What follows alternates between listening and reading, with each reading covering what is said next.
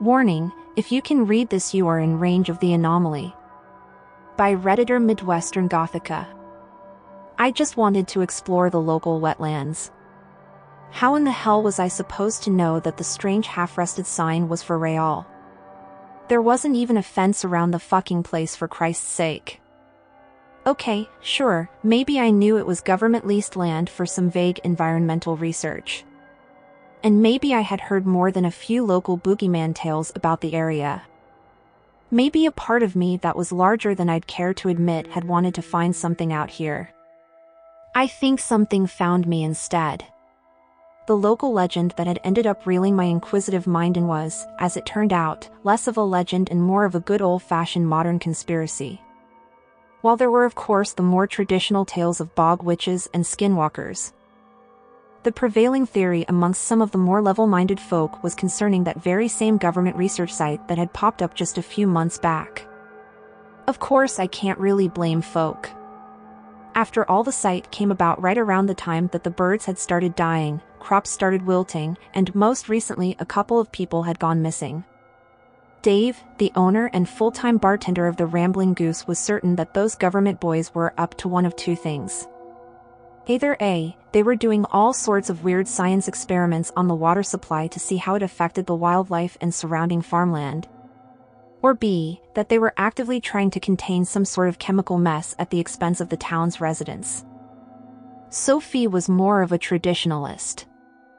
She was convinced that there had always been something sinister out there, and that the boys in black had finally moved in to do what they do best.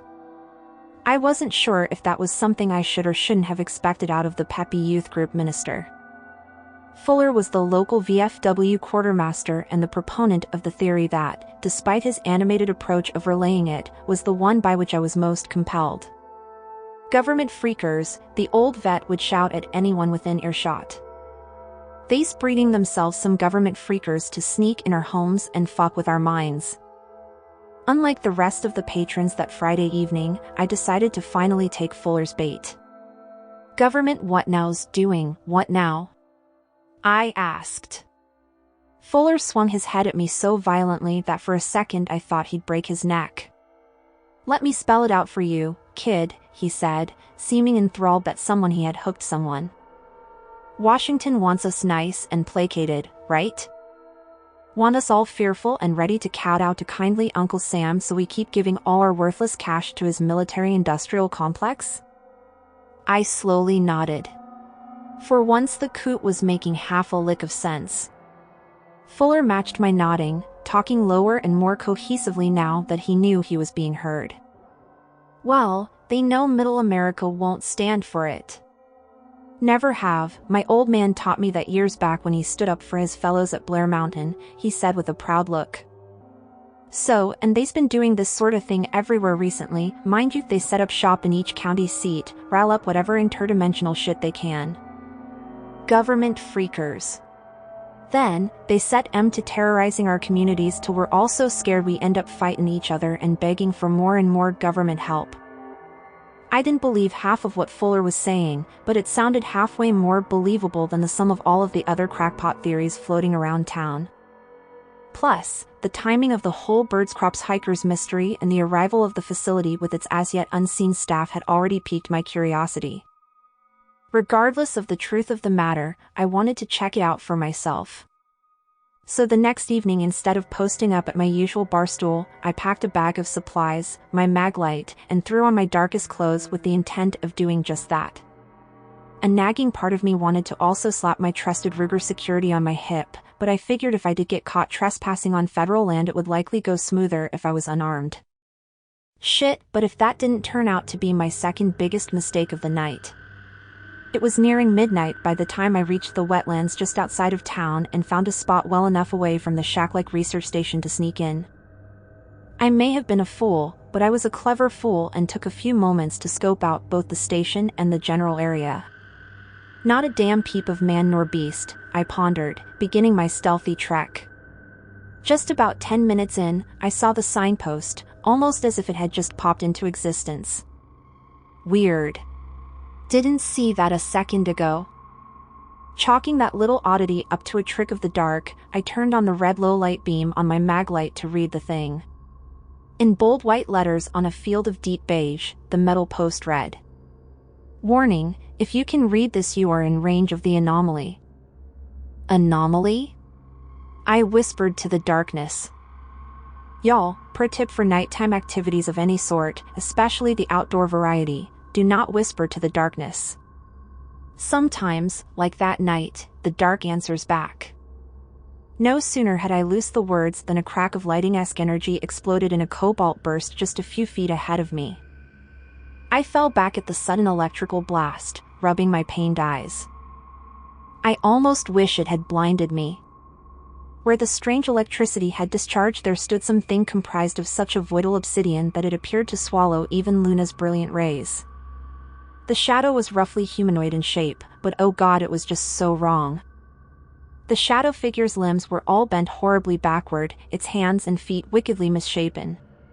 Fuck, it was almost as if someone had strapped it on a table and taken a ball-peen hammer to each of its major joints. But the worst part was the thing's face. Well, to be fair, it really didn't have a face in the corporal sense of the word. Just an eternal, abyssal swirl of nothing and everything all at the same time. Similar to its arms, the Shade Man's entire head was upside down like it had been violently twisted by an otherworldly force 180 degrees. Simply staring into that terrible whirlpool of ebony was enough to halfway shatter my mind and freeze me mid-stride to the damp earth. Each time I blinked, the Shadow Man grew closer like it was flickering in and out of this very dimension just to reach me.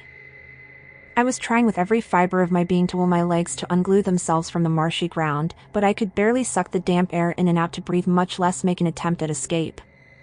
Finally, the anomaly, for what else could the anomaly be? Reached me. For a few long, agonizing moments we each stood there looking each other up and down. I figured that I looked much like how I felt, and that was prey. It looked. Good sweet Christ, it looks hungry. I realized. Even without moral features, the entity's intentions seemed clear. What it hungered for, however, I couldn't be sure at the time. Although I had a few grim ideas. A warm trickle was easing its way down my leg when the shadow suddenly shot one of its malformed arms from where it was rigidly hanging by its side, up to grasp me by my side. Where the hellspawn's crooked fingers held me firm, a flurry of searing bolts of the singular worst anguish I'd ever felt in my 30 years of life were sent coursing throughout my entire body. As the pain surged, the shade seemed to grow taller, more corporeal. I could have sworn it was laughing, though no sound emanated from that endless cavity. The ever-decreasing part of me that was still sane and conscious knew that I had to act, to try something, anything before the Shadow Man drained my very essence. With a desperate, internal prayer, I finally found some cache of hidden strength and threw my own arm up to grasp the sterling silver crucifix that I still wore out of habit. Ripping it off my neck to put it up against the entity's ghostly form. I don't know whether it was God, the silver, the element of surprise, or some amalgam of each that saved me. All I know is the moment that I shoved the entire thing, chain and all, down the shadow person's abyssal gullet, it immediately let go of me.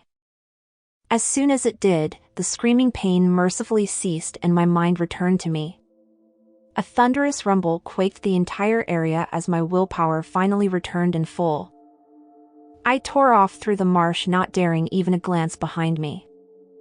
I ran past the eerie sign, across the wetlands to my ford, and only breathed easy once I had reached the comfort of my quaint ranch house. All I could think about the next few hours while I sipped some Irish coffee and gathered every bit and bauble I had that was made of silver were Fuller's words. "Government freakers indeed, old man," I muttered, draping my mom's old silver Sacred Heart pendant over my front door. I'm not sure if that entity was created, being studied, or worse yet, used by the government, but they sure as shit knew it was there. Like as not, they knew what it was and maybe even stirred it up. As usual, they left us poor fuckers to deal with the consequences. A few days have passed since that terrible experience. Unfortunately, I think the true horror has just begun. See, while I may have escaped, I think that thing may have as well. Maybe I was just enough to fuel it. To whet its appetite. Each evening, right around midnight, I hear noises coming from my neighbors' houses. Each time, it starts with a great boom and a cobalt-white flash like a transformer exploding. Then, the screams start. They do not go on for long, just a couple of minutes, but they sound similar to what I figure being tortured for eternity in hell might sound like. Oh God, but I don't even want to think about what's happening to those poor people.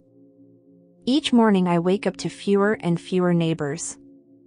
Yesterday, none of us even left our homes as far as I could tell. Not that I would know. I've essentially barricaded myself indoors since that first night. I have a plan though. I've built my own, jury-rigged trap, right there in the middle of my foyer. It essentially amounts to a person-sized Faraday cage with a homemade Babylon battery right there in the middle of it. As for bait, well, I already know what it has a hankering for. I had to rip apart pretty much all of my property to get the materials, including my walls, driveway, car, and toilet.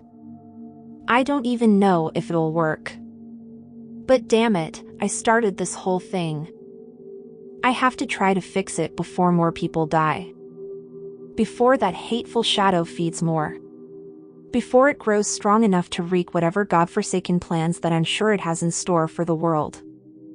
Plan B is to take all of the silver and holy symbols I could find and shove them as far into the shadow's Chasmal Maw as I can manage. I have to go. There's thunder outside and the electricity in my home is fluttering, even though the night is calmer than a Californian yoga studio. The entity is near, searching for the prey that got away. I got one shot to make this right. Wish me luck, y'all.